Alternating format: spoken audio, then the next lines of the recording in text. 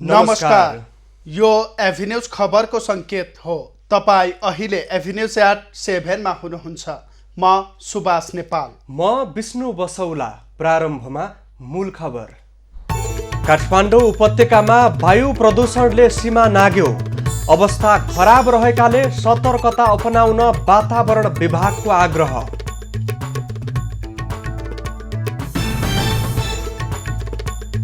सर्वोच्चले प्रतिनिधि सभा पुनर्स्थापना गर्ने नेताहरूको विश्वास। आफैले प्रस्ताव गरेर बनाएको प्रधानमन्त्री घाँडो भएको नेता नेपालको भनाइ। प्रदेश 2 नेकपा संसदीय दलको नेताबाट मण्डललाई हटाइयो। दाहाल नेपाल पक्षका महतो नयाँ नेतामा चयन। परराष्ट्र मन्त्री गेवाली माघ 1 गते भारत जाने। मन्त्री स्तरीय बैठकमा सहभागी हुनुका साथै राजनीतिक भेटवार्ता पनि गर्ने कार्यक्रम। नागरिक स्तरबाट पृथ्वी जयन्ती भव्य रूपमा मनाउन अभियन्ताको आह्वान। काठमाडौँ एकीकरण मार्गमा नेपाली सेनाले थाल्यो पदयात्रा। कतारमाथि 3.5 वर्षपछि लगाएको नाकाबन्दी हटाउन साउदी अरब तयार। जल तथा स्थल सीमा खोल्न लागेको जानकारी।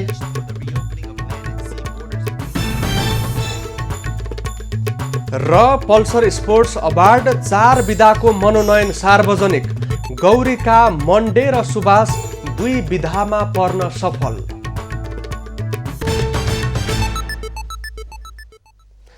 सुभाष, जति बेला लकडाउन भएको थियो त्यति बेला सवारी साधन चलेका थिएनन्। काठमाडौँको मौसम मात्र होइन, देशैभरिको मौसम निकै सफा देखिएको थियो।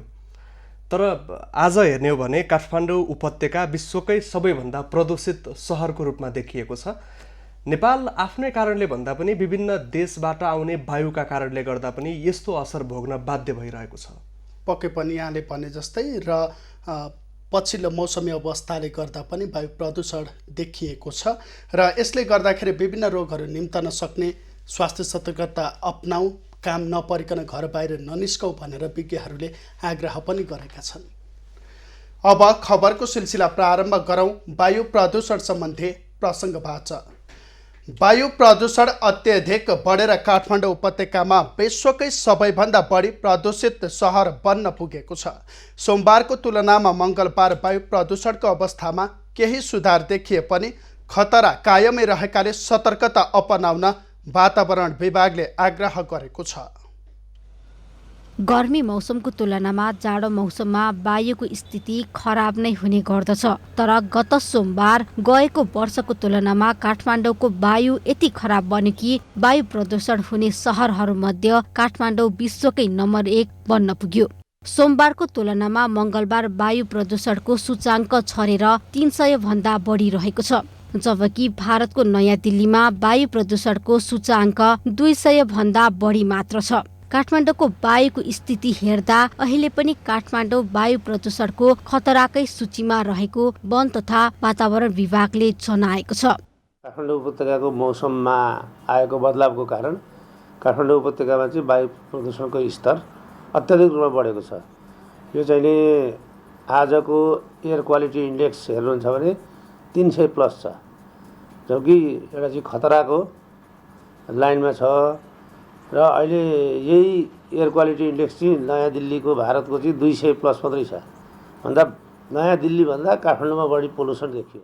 अघिल्ला वर्षहरूमा यही समय वायु गुणस्तर सूचाङ्क 190 मा सीमित हुने गरेको थियो। तर यो वर्ष भने उपत्यका सहित तराईका क्षेत्रको वायु गुणस्तर सूचाङ्क निकै खराब देखिएको छ। वायु गुणस्तरको स्तर निकै खराब भएका कारण यसले जनस्वास्थ्यमा समेत असर गर्ने चिकित्सकहरूको भनाइ छ। वायुको स्थिति बिहान र बेलुका अझै खराब हुने भएकाले यो समय हिँडुल गर्न नहुने समेत उनीहरू बताउँछन्। वायु प्रदूषणले बालबालिका, ज्येष्ठ नागरिक तथा दम रोगी, मुटुका रोगी अझ जोखिममा हुने भएकाले जोखिम समूह सहित अन्यले पनि विशेष सतर्कता अपनाउन वातावरण विभागले सबैलाई आग्रह गरेको छ। यसले चाहिँ हाम्रो स्वास्थ्यमा नकारात्मक असर पर्न सक्छ। यो चाहिँ विशेष गरी बालबालिका, वृद्ध, दम, खोकी, श्वास प्रश्वास सम्बन्धी बिरामी, मुटुका बिरामीहरू चाहिँ बढी प्रभावित भएकोले सकेसम्म हामीले घर बाहिर ननिस्कनलाई र सबै नागरिक घर बाहिर निस्किनै परे पनि विशेष सावधानी अपनाएर मात्रै निस्कन हामीले अपिल गरेका छौँ। उपत्यकामा सबैभन्दा बढी वायु प्रदूषण हुने कारण सवारी साधन नै देखिन्छ। त्यसबाहेक इँटा भट्टाबाट निस्केका धुवाँले पनि वायुको स्थिति बिगार्ने गरेको विज्ञहरू बताउँछन्। वायु प्रदूषणले स्वास्थ्यमा नकारात्मक असर पार्छ नै। अझ अहिले कोरोना महामारी देखिएकाले वायु प्रदूषणले कोरोना संक्रमित बिरामीलाई अझै बढी असर गर्ने विज्ञहरू बताउँछन्। वायु प्रदूषणले विश्वमा कोरोना संक्रमितको मृत्युदर 3% बढाउन सहयोग गरेको विभिन्न अध्ययनहरूले समेत देखाएको छ। एबी न्यूज खबरका लागि क्यामेरामा मनोज खड्काको साथमा त्रिगुडा भट्टराई बस्नेत, काठमाडौँ। प्रमुख दलका नेताहरूले प्रधानमन्त्री केपी ओलीले संविधान मिचेर प्रतिनिधि सभा विघटन गरेकाले त्यसलाई अदालतले सच्याउने विश्वास व्यक्त गरेका छन्। जनता समाजवादी पार्टी नेपालले मङ्गलबार आयोजना गरेको अन्तर्क्रियामा नेताहरूले पार्टीभित्रको विवादलाई लिएर असंवैधानिक कदम चालेर प्रधानमन्त्री ओलीले प्रतिनिधि सभाको हत्या गरेको बताएका हुन्। कार्यक्रममा नेकपा दाहाल नेपाल समूहका अध्यक्ष माधव नेपालले आफैले प्रस्ताव गरेर बनाएको प्रधानमन्त्री घाँडो भएको बताए। प्रधानमन्त्री केपी शर्मा ओलीबाट जुन हिसाबले असंवैधानिक कदम चालिएको छ, प्रतिनिधि सभाको हत्या गरिएको छ, हत्या गर्न खोजिएको छ भनौँ, हत्या भइसकेको म ठान्दिनँ, खोजिएको छ। उहाँ प्रतिनिधि सभामाथि सवार हुनुभएको छ, घाँटी अठ्याके हुनुहुन्छ। प्रधानमन्त्री ओलीले देशभित्र र बाहिर कस्तो प्रभाव पार्छ भन्ने विचार नगरी बोल्ने प्रवृत्तिले आफूहरूलाई शिर निहुर्याएर बस्नुपर्ने अवस्थामा पुर्याएको उनको भनाइ छ। नेपाली कङ्ग्रेसका वरिष्ठ नेता रामचन्द्र पौडेलले सर्वोच्च अदालतले प्रतिनिधि सभाको पुनर्स्थापना गर्ने विश्वास व्यक्त गरे। प्रतिनिधि सभा विघटन असंवैधानिक हो, अलोकतान्त्रिक हो भनेपछि असंवैधानिक काम, अलोकतान्त्रिक काम सचिनु पर्छ। अब राष्ट्रपतिका अलिअलि ठाउँ थियो, उहाँले त आँखा चिम्लेर लगाइदिनु भयो, तर कमसेकम एउटा आशाको केन्द्र सर्वोच्च अदालत छ। जनता समाजवादी पार्टीका अध्यक्ष उपेन्द्र यादवले सर्वोच्च अदालतमा मुद्दा चलिरहेको अवस्थामा कामचलाउ प्रधानमन्त्री ओलीले कसैले पनि संसद पुनर्स्थापना गर्न सक्दैन भनेर दिएका अभिव्यक्तिले चिन्ता थपेको बताए। निर्माण गर्न अदालतमाथि संविधानभन्दा बाहिर नजान मनोवैज्ञानिक रूपले कुरा प्रसार गर्न, यस विषयमा छलफल र संवाद अगाडि बढाउने, नागरिक अगुवाहरूले गरेका आन्दोलनहरूमा व्यापक जनशक्तिको सहभागिता विस्तार गर्ने। प्रधान न्यायाधीशले संवैधानिक परिषदको बैठकमा हुनु र प्रधानमन्त्रीले लगातार संसद पुनर्स्थापना हुनै नसक्ने अभिव्यक्तिले आन्दोलनमा जाने अवस्था आएको उनको भनाइ थियो। जसपाका अर्का अध्यक्ष महन्त ठाकुरले देशलाई स्थिरता र निकास दिन नेकपा र सरकार असफल भएको आरोप लगाए। सर्वोच्च अदालतका पूर्व न्यायाधीश गिरीश चन्द्रलालले पार्टीको समस्या देखाएर प्रतिनिधि सभा विघटन गर्ने कुरा अमिल्दो भएको बताए। नेकपा दाहाल नेपाल पक्षका नेता वर्षमान पुनले संसद विघटन गर्ने प्रधानमन्त्रीको कुनै अधिकार नभएको दाबी गरे। नेकपा दाहाल नेपालका 19 जना सांसदले प्रदेश 2 को संसदीय दलको नेताबाट सत्यनारायण मण्डललाई हटाएको छ। जनकपुरमा मङ्गलबार बसेको संसदीय दलको बैठकले दलका नेतामा शत्रुघ्न महतोलाई चयन गरेको हो। मण्डल नेकपा ओली र महतो नेकपा दाहाल नेपाल पक्षका प्रदेश सांसद हुन्। संसदीय दलको नेतामा एकल उम्मेदवारी परेपछि बसेको बैठकले महतोलाई दलको नेतामा निर्विरोध रूपमा चयन गरेको हो। दलका नेताबाट मण्डललाई हटाइएको र दलका नयाँ नेता महतोलाई चुनिएको जानकारी सभामुख सरोज यादवलाई मङ्गलबार नै जानकारी गराएको छ। मङ्गलबार नै बसेको नेकपा प्रदेश संसदीय दलको बैठकले सत्यनारायण मण्डल विरुद्धको अविश्वासको प्रस्ताव पारित गरेको थियो। उपनेता रामकुमार यादवको अध्यक्षतामा बसेको दलको बैठकले अविश्वास प्रस्ताव पारित गरेको हो। मण्डल ओली पक्षका नेता हुन्। प्रदेश 2 संसदीय दलको उपनेतामा रामकुमार यादव, प्रमुख सचेतकमा सुन्दरबहादुर विश्वकर्मा र सचेतकमा बेची लुङ्गेली रहेका छन्। प्रदेश नम्बर 2 मा नेकपाका 32 जना सांसद रहेका छन्। नेकपा 2 खेमामा विभाजित बनेपछि नेकपा दाहाल नेपालसँग बहुमत 19 जना सांसद र नेकपा ओलीसँग 13 जना सांसद छन्। विभाजित भएसँगै नेकपाले प्रदेश 2 को प्रमुख प्रतिपक्षी दलको हैसियत पनि गुमाएको छ। केन्द्रमा पार्टी विभाजन भएपछि त्यसको असर प्रदेशमा पनि देखिन थालिसकेको छ। राष्ट्रिय सभा सदस्य रामनारायण बिडारीले संवैधानिक परिषद सम्बन्धी अध्यादेश अस्वीकार गर्ने प्रस्ताव दर्ता गरेका छन्। राष्ट्रिय सभा अन्तर्गत संसदीय समितिका सभापति समेत रहेका बिडारीले सरकारले पेश गरेका अध्यादेश अस्वीकार गर्न प्रस्ताव दर्ता गरेका हुन्। बिडारीले संवैधानिक परिषद सम्बन्धी अध्यादेश प्रधानमन्त्रीले सिफारिस गरेपछि राष्ट्रपतिले स्वीकार गर्न नमिल्ने दाबीसहित प्रस्ताव दर्ता गरेका हुन्। मन्त्री परिषदको सिफारिसमा राष्ट्रपति विद्यादेवी भण्डारीले मङ्सिर 29 गते संवैधानिक परिषद पहिलो संशोधन अध्यादेश जारी गरेकी थिइन्। अध्यादेशमा परिषदमा बहुमतले निर्णय गर्न सक्ने व्यवस्थालाई हटाएर 3 जना मात्रै बैठकमा उपस्थित भए निर्णय गर्न सक्ने व्यवस्था गरिएको छ। अध्यादेश संविधानको मर्म विपरीत आएको भन्दै बिडारीले अस्वीकार गर्ने प्रस्ताव पेश गरेका हुन्। सो प्रस्तावका सम्बन्धमा राष्ट्रिय सभामा छलफल हुनेछ। संविधान अनुसार संसद बैठक बसेको 2 महिनाभित्र पास नभएमा अध्यादेश स्वतः खारेज हुने व्यवस्था रहेको छ। परराष्ट्र मन्त्री प्रदीप कुमार गेवाली माघ 1 गते भारत जाने भएका छन्। नेपाल भारत परराष्ट्र मन्त्री स्तरीय संयुक्त आयोगको 6औं बैठकका लागि उनी नयाँ दिल्ली जाने भएका हुन्। भ्रमणका क्रममा गेवालीले राजनीतिक भेटघाट समेत गर्नेछन्। गेवाली 1 गते संयुक्त आयोगको बैठकमा सहभागी हुने र दोस्रो दिन उनले राजनीतिक भेटघाट गर्ने तय भएको छ। बैठकको मितिका बारेमा दुवै देशले औपचारिक घोषणा गर्न भने बाँकी रहेको छ। आयोगको बैठक यसअघि नेपालले मङ्सिर 2 वा अन्तिम साता गर्न प्रस्ताव गरे पनि भारतले स्वीकार गरेको थिएन। नेपालमा भएको पछिल्लो राजनीतिक परिवर्तनपछि भारतले बैठकको मिति तय गरेको हो। आयोगको 5औं बैठक गत वर्ष भदौमा काठमाडौँमा भएको थियो। बैठकमा भारतका तर्फबाट विदेश मन्त्री एस जयशंकर सहभागी भएका थिए। नेपालमा राजनीतिक उतार चढाव कायम रहेको समयमा परराष्ट्र मन्त्रीले गर्न लागेको भ्रमणलाई महत्त्वपूर्ण रूपमा हेरिएको छ। नक्सा विवादपछि 2 देश बीच देखिएको विवाद अन्त्य गर्न पनि भ्रमण महत्त्वपूर्ण हुने अनुमान गरिएको छ। खानेपानी मन्त्री मणि थापाले प्रतिनिधि सभा विघटन गरी सरकारले चुनावमा जाने तयारी गर्नु अग्रगामी कदम भएको बताएका छन्। मङ्गलबार वीरेन्द्रनगरमा प्रेस सङ्गठन नेपाल सुर्खेतले आयोजना गरेको पत्रकार भेटघाट कार्यक्रममा मन्त्री थापाले यस्तो बताएका हुन्। नेकपा ओली समूहका स्थायी समिति सदस्य समेत रहेका मन्त्री थापाले प्रधानमन्त्रीको उक्त कदमले देशलाई स्थायित्व दिने दाबी गरे।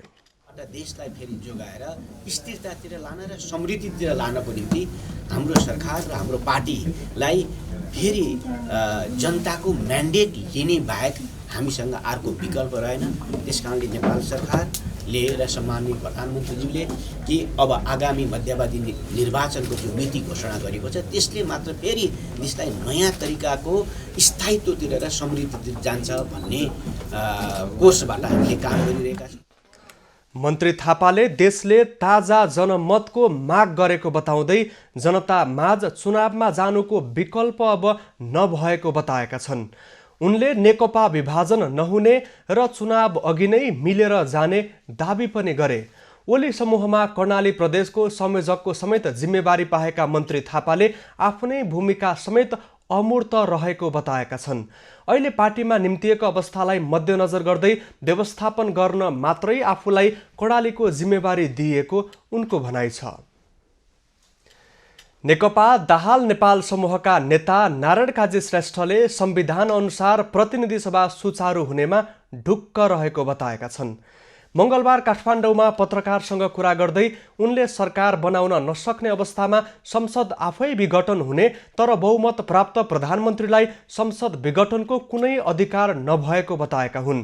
संविधानको धारा 76 को कुनै पनि उपधारामा संसद विघटन गर्ने अधिकार प्रधानमन्त्रीलाई नभएको श्रेष्ठको भनाइ छ।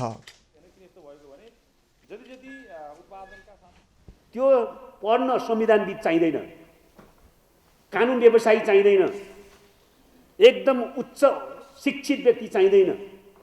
साधारण लेम्यानले पनि पढ्न सक्छ र बुझ्न सक्छ कि यो संविधानले प्रधानमन्त्रीलाई संसद विघटन गर्ने, प्रतिनिधि सभा विघटन गर्ने कुनै अधिकार दिएको छैन। प्रवक्ता श्रेष्ठले प्रचार गरिएकै भरमा न्यायालय र संवैधानिक आयोगले प्रभावित भएर निर्णय नगर्ने विश्वास पनि व्यक्त गरे। सोही कार्यक्रममा नेता योगेश भट्टराईले प्रधानमन्त्री केपी ओली पक्षधरले राजनीतिक परिस्थितिलाई मोड्न जनताको बहुदलीय जनवादको कुरा उठाएको आरोप लगाए।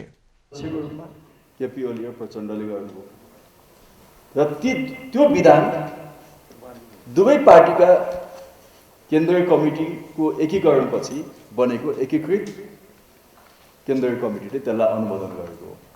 त्यसैले त्यो एमाले भन्ने कुरा त त्यहाँ समाप्त भएर आइसकेको छ। त्यसैले त्यहाँ फर्किन सक्ने सम्भावनै छैन। नेता भट्टराईले प्रधानमन्त्री ओलीले संविधान मिचेर जबजको छाता ओढेको बताएका हुन्। उनले प्रतिगमन विरुद्ध दाहाल नेपाल पक्ष, नेकपा, कांग्रेस, जसपा लगायतको मोर्चाबन्दी हुने तयारी भइरहेको पनि जानकारी दिए।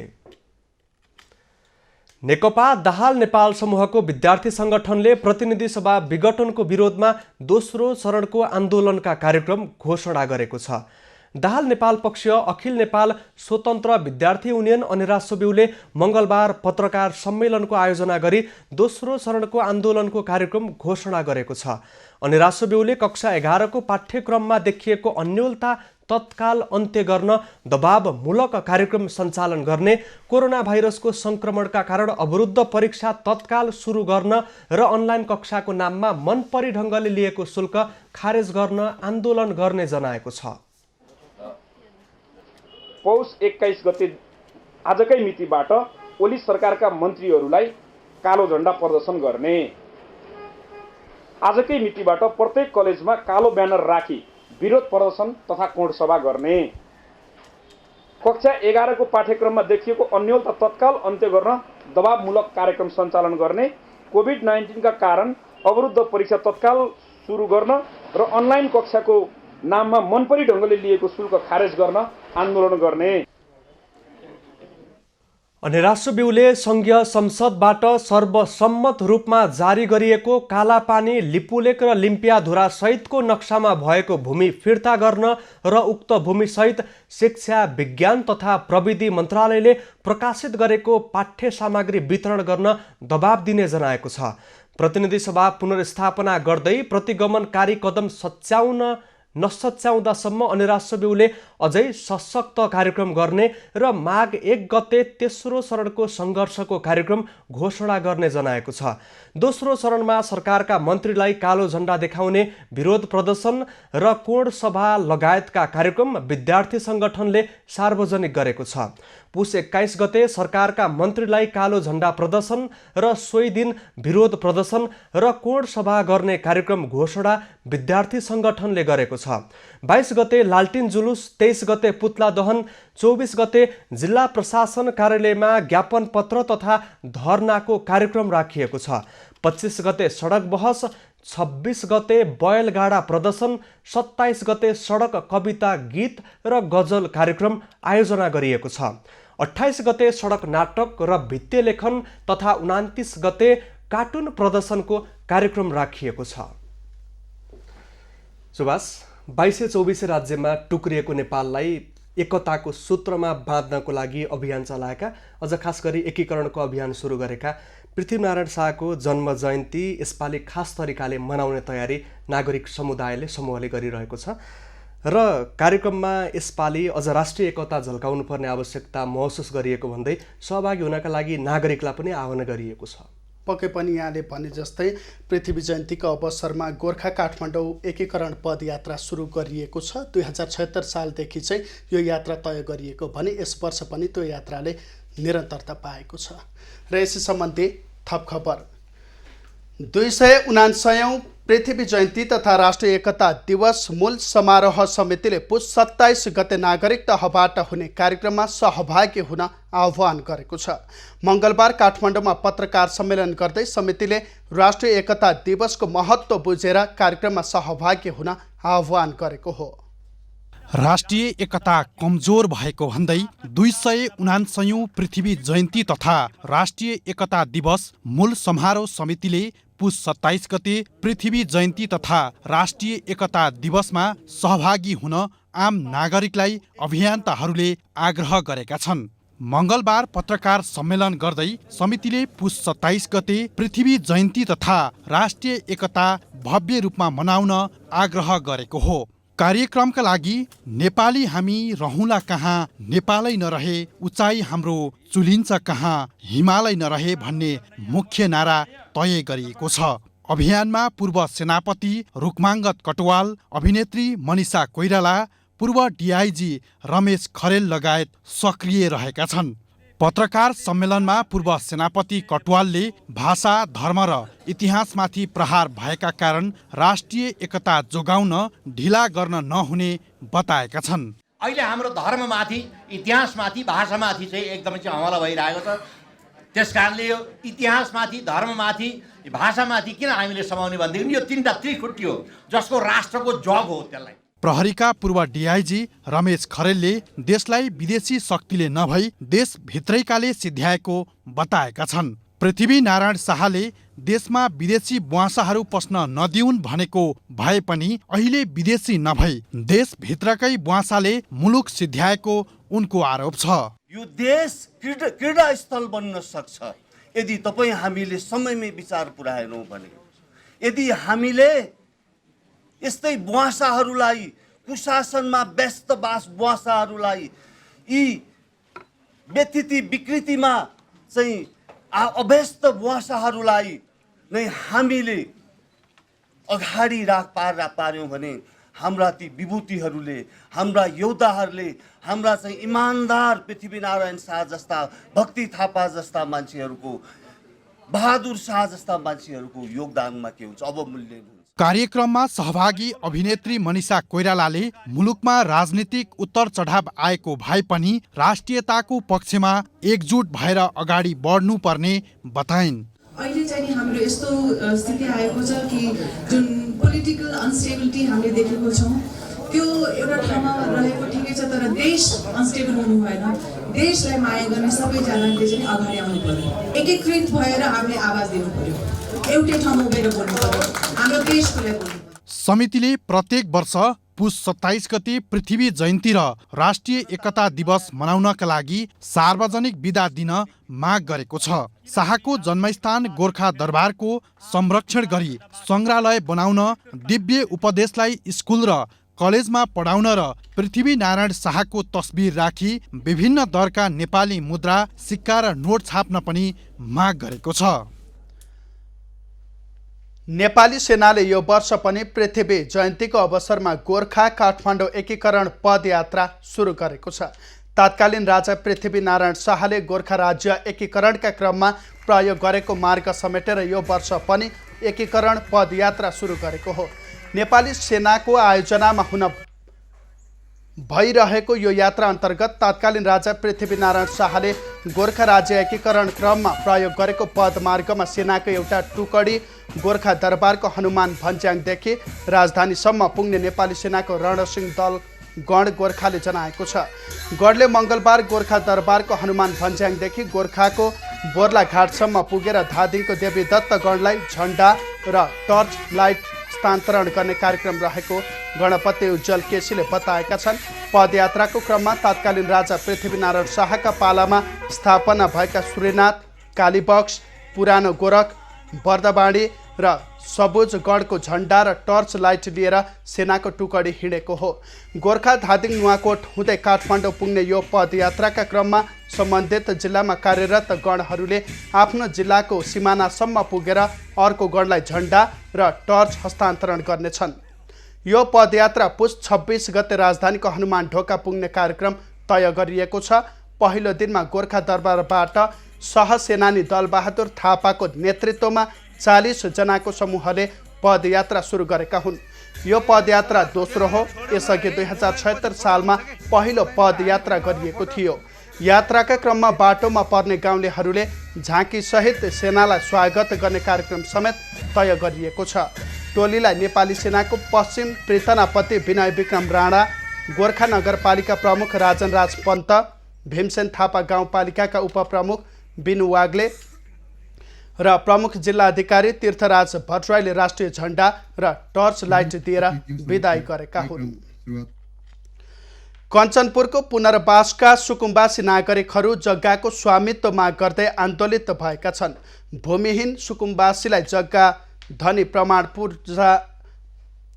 प्रमाण पूर्जा वितरण गर्न अन्य थुप्रै स्थानीय तहहरूसँग आयोगले काम थाले पनि पुनर्वासमा भने कुनै सुरसार नभएपछि उनीहरू आन्दोलित भएका हुन्।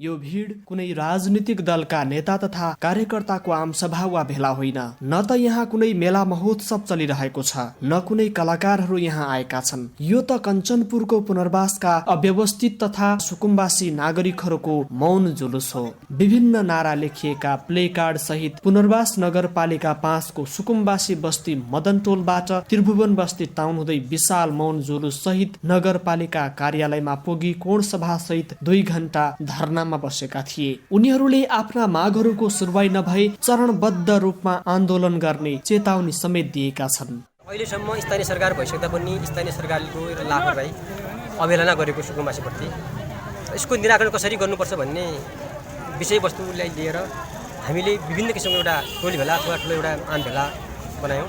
तर त्यो भेलाले के निर्णय गर्यो भने यदि पुनर्वास नगरपालिकालाई 3 वर्ष पुग्दा पनि हामीले लाभपूर्जा पाएनौँ भने त्यसका विरुद्धमा हामीले सशक्त आन्दोलन गर्नुपर्छ भनेर करिब 5 दशकदेखि अव्यवस्थित तथा सुकुम्बासीको रूपमा बस्दै आएका यहाँका 4200 भन्दा बढी घर परिवारले पुनर्वासका सुकुम्बासी जनतालाई सरकारले उपेक्षा गरेको आरोप लगाएका छन्। प्रत्येक उम्मेदवारका चुनावी घोषणा पत्र तथा चुनावी आम सभाहरूमा अव्यवस्थित तथा सुकुम्बासीहरूलाई व्यवस्थित बसोबासको प्रबन्ध गरी आफ्नै पालामा जग्गा धनी प्रमाण पूर्जा दिने भन्ने आश्वासनमा सुकुम्बासीलाई पटक पटक झुक्क्याउने काम मात्रै भएको उनीहरू गुनासो छ। आफ्नो ठाउँमा नहेरेपछि आफ्नो स्थानीय सरकारले अहिले त स्थानीय सरकार छ नि त, उसले हेर्नु पर्यो नि त। हजुर कहिले कति पिड परेको छ, कहिले कति दुःख भइरहेको छ। भूमिहीन सुकुम्बासी तथा अव्यवस्थित बसोबासीहरूलाई जग्गाधनी प्रमाण पूर्जा वितरण गर्न आयोगले हालै सम्झौता गरी काम थाले पनि प्रत्येक वर्ष घचघच्याउँदा समेत पुनर्वासमा भने कुनै सुरसार नदेखिएपछि उनीहरू आन्दोलित भएका हुन्। यद्यपि जिल्लाका अन्य क्षेत्रमा रहेका भूमिहीन सुकुम्बासी तथा अव्यवस्थित बसोबासीहरूको भन्दा पुनर्वासको समस्या केही फरक किसिमको भएकोले आयोगले अर्को चरणमा सम्झौता गर्ने पुनर्वास नगरपालिकाले जनाएको छ। सुकुम्बासी समस्या समाधान आयोगले नै दिने सरह नै राष्ट्रिय आवास कम्पनीबाट हामीले हाम्रा अव्यवस्थित सुकुम्बासी दाजुभाइ दिदीबहिनीहरूलाई पूर्जा दिनका निमित्त हामी त्यसमा पहल गर्छौँ भनेर भन्न चाहन्छु।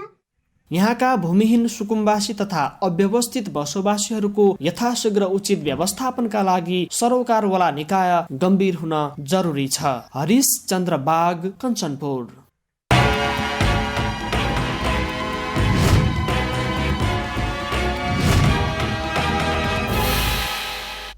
नेपालमा थप 512 जनामा कोरोना संक्रमण पुष्टि भएको छ। पछिल्लो 24 घण्टामा 4551 नमुना PCR विधिबाट परीक्षण गर्दा 338 जना पुरुष र 184 जना महिलामा संक्रमण पुष्टि भएको हो। यो सँगै नेपालमा कोरोना भाइरस संक्रमितको संख्या 2,62,784 पुगेको छ। काठमाडौँ उपत्यकामा 232 जना संक्रमित थपिएका छन्। काठमाडौँमा 171, भक्तपुरमा 8 र ललितपुरमा 53 जनामा संक्रमण पुष्टि भएको हो। त्यस्तै प्रदेश 1 मा 30, प्रदेश 2 मा 5, बागमती प्रदेशमा 281 र गण्डकी प्रदेशमा 89 संक्रमित थपिएका छन्।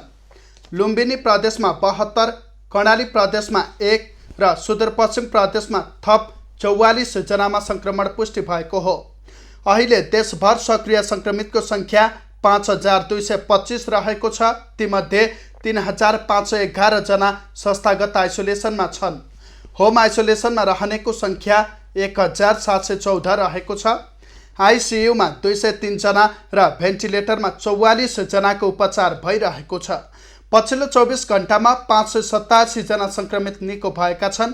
हालसम्म कोरोना मुक्त हुनेको संख्या 2,55,666 रहेको छ। अहिलेसम्म निको हुनेको दर 97.3% रहेको छ। पछिल्लो 24 घण्टामा सङ्क्रमणबाट 8 जनाको मृत्यु भएको छ। यो सँगै नेपालमा कोरोनाबाट ज्यान गुमाउनेको सङ्ख्या 1,893 पुगेको छ। हालसम्म 19,57,454 वटा PCR परीक्षण भएको छ। हाल देशभर 342 जना क्वारेन्टिनमा बसिरहेका छन्। कुनै समय कोरोना संक्रमणको हटस्पट बनेको बाँकेमा पछिल्लो समय कोरोना संक्रमितको संख्या घट्दै गएको छ। केही महिना अगाडिको तुलनामा बाँके जिल्लामा कोरोना संक्रमित निको हुनेको संख्या 97% पुगेको हो। बाँके जिल्लामा पछिल्लो समय कोरोना संक्रमितको संख्या घट्दै गएको जिल्ला कोरोना सङ्कट व्यवस्थापन केन्द्रले जनाएको छ। बाँकेमा कोरोना संक्रमण निको हुने 97% पुगेका छन्। कोरोना संक्रमितको संख्या घट्दै गएपछि बाँकेका स्थानीय तहमा स्थापना गरिएका आइसोलेसन सेन्टर पनि बन्द भएका छन्। परीक्षणको दायरा पहिलेकै तुलनामा रहेकाले स्वास्थ्य सुरक्षाको मापदण्डलाई पालना गर्दै जानु र आम नागरिक पनि सचेत हुँदै गएकाले संक्रमितको संख्या घट्दै गएको केन्द्रको भनाइ छ। पहिलाको हेरी अहिले चाहिँ केही डाटा अनुसार घट्दो क्रममा रहेको छ। अब योभन्दा अगाडि चाहिँ अलिकति अत्याधिक मात्रामा अब मान्छेहरूले समाचार सुन्ने क्रममा पनि अलिकति धेरै यसम त्रास हुने किसिमको डाटाहरू आउँथ्यो भने अहिले त्यो चाहिँ केही हदसम्म केही न्यूनीकरण भएको अवस्था छ।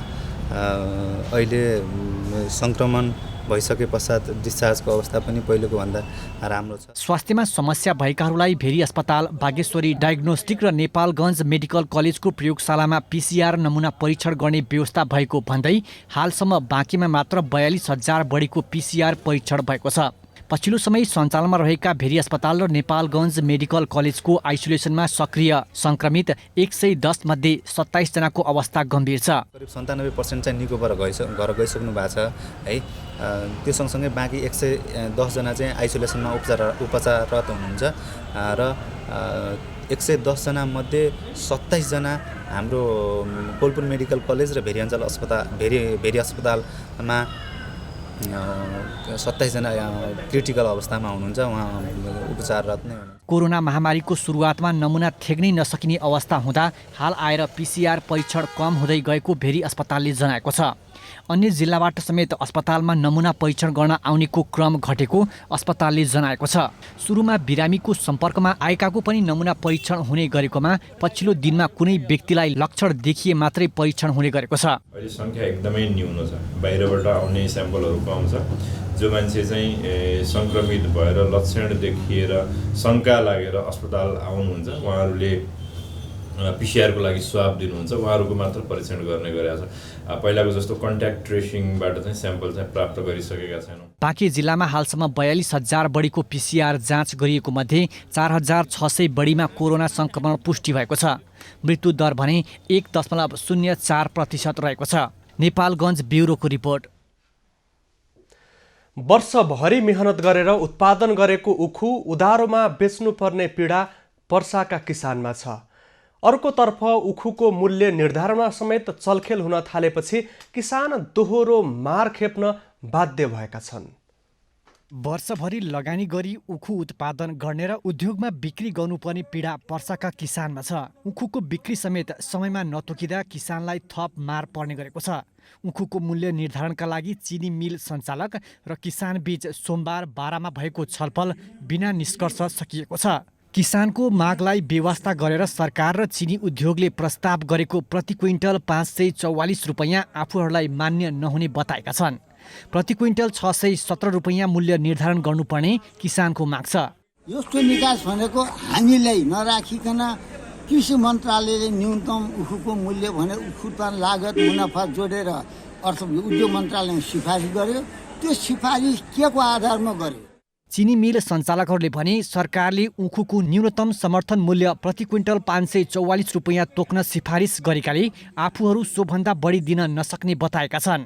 2 वर्षदेखि 2-3 वर्षदेखि नेपाल सरकारले नै उखुको मूल्य निर्धारण गर्ने गरेका छ हैन। उहाँहरूले पनि आफ्नो कुनै क्याल्कुलेसनले नै यो सिफारिस गरे होलान्।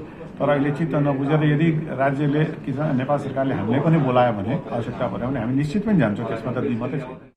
मल, विषादी सिँचाइ दिनहुँ महँगो हुँदै गएकाले उखु उत्पादनको लागत बढी भएकाले मूल्य बढाउनु पर्ने किसानको भनाइ छ। उद्योगी र सरकारका प्रतिनिधिले एकलौटी मूल्य निर्धारण गरे आफूहरूलाई मान्य नहुने किसानहरू बताउँछन्। बिना हाम्रो प्रतिनिधिज्यूको रोहबरोहमा हाम्रो उखु हो भने किसानको प्रतिनिधिको रोहबरोहमा नै सिफारिस हुनुपर्ने, बिना किसानको उपस्थितिमा रेट कसरी फिक्स गर्ने? त्यो हामी कहिले पनि मान्दैनौँ। त्यो रेट हाम्रो माग हो 617 रुपियाँ, त्यो दिनै पर्छ। विगतमा किसानका प्रतिनिधि सहित उखुको मूल्य निर्धारण हुँदै आए पनि यो पटक सरकार र चिनी उद्योगीको मिलोमतोमा मूल्य तोकिएको भन्दै किसान आक्रोशित छन्। वार्ताका क्रममा किसानहरूले काठमाडौँमा आन्दोलनका क्रममा ज्यान गुमाएका किसान नारायण राय यादवलाई क्षतिपूर्ति उपलब्ध गराउन समेत माग गरेका छन्। बक्यौदा अविलम्ब चुक्ता गर्न पनि माग गरेका छन्। अनुप तिवारी, पर्सा। भक्तपुरमा रहेको गार्डन मार्ट डिपार्टमेन्ट स्टोरले विशेष किनमेल कार्यक्रम मार्फत लक्की ड्रमा परेका ग्राहकलाई मङ्गलबार उपहार प्रदान गरेको छ। मार्टले सञ्चालन गरेको दशैं तिहार विशेष किनमेल कार्यक्रममा पुरस्कार जित्नेलाई एक कार्यक्रमको बीच उपहार प्रदान गरिएको हो। लक्की ड्रमा पहिलो पुरस्कार स्कुटर अभय गौतमले प्राप्त गरेका छन्। 1 तोला सुन राजाराम खड्काले प्राप्त गरेका छन्। लक्की ड्रमा परेका ग्राहकलाई भक्तपुर नगरपालिका वडा नम्बर 10 का वडा अध्यक्ष लक्ष्मी प्रसाद घिउमेखाले पुरस्कार प्रदान गरे। भक्तपुरमा केन्द्रीय कार्यालय रहेको शिव शिखर बहुउद्देश्य सहकारीले देशमा प्रमुख शहरमा मार्ट सञ्चालनमा ल्याएको मुख्य प्रबन्धक लीलानाथ गौतमले जानकारी दिए। सहकारी मार्फत उपभोक्तालाई सस्तो रूपमा सामग्री उपलब्ध गराउने सहकारीको लक्ष्य रहेको छ। अबको पालो एभिन्यूज एट स्पोर्ट्सको।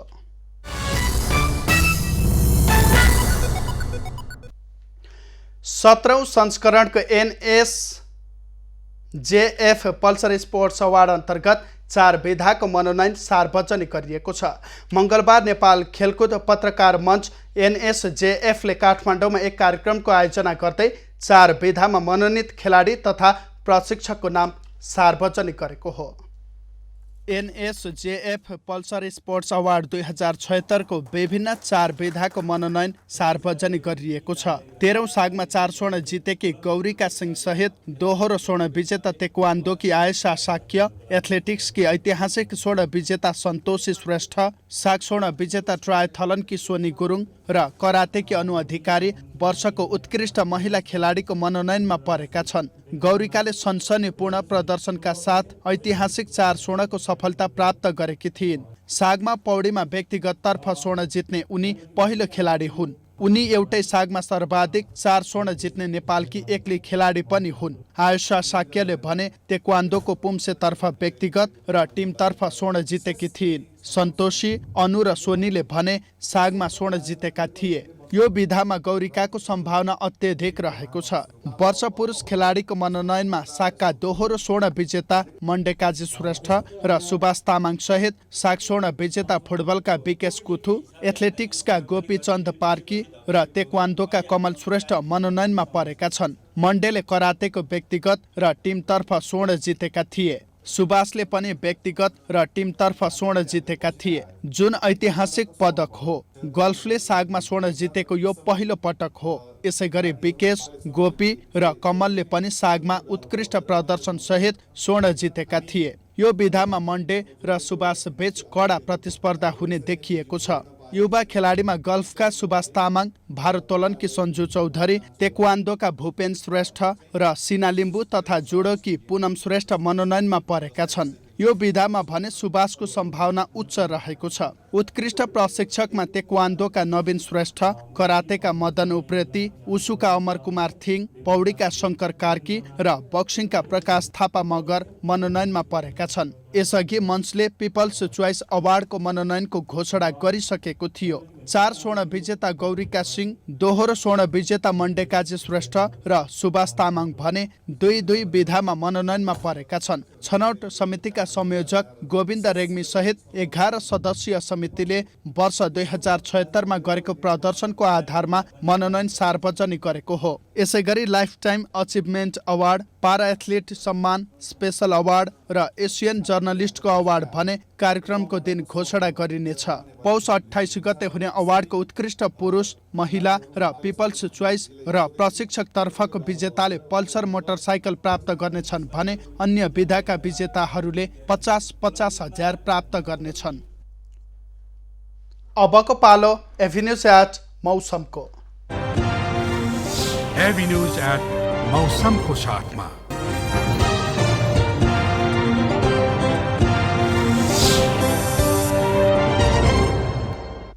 पछिल्लो 24 घण्टामा काठमाडौँ उपत्यका सहित देशैभर वायु प्रदूषण उच्च रहेको छ।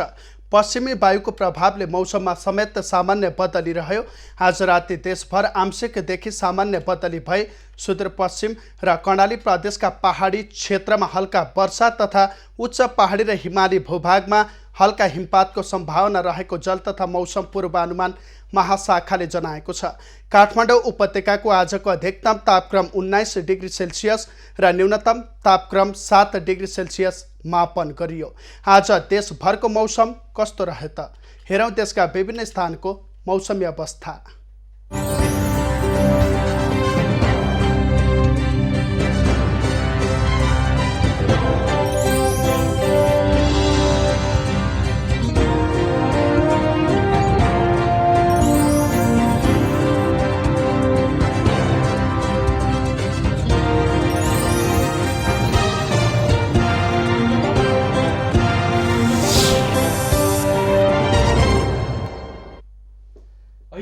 खबरको क्रम यति नै।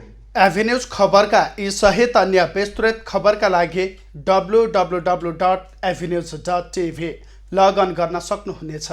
युट्युब, फेसबुक र ट्विटरमा पनि हामीलाई फलो गर्न सकिनेछ। खबर भित्रको खबरका लागि हेर्दै रहनुहोला एभिन्यूज खबर।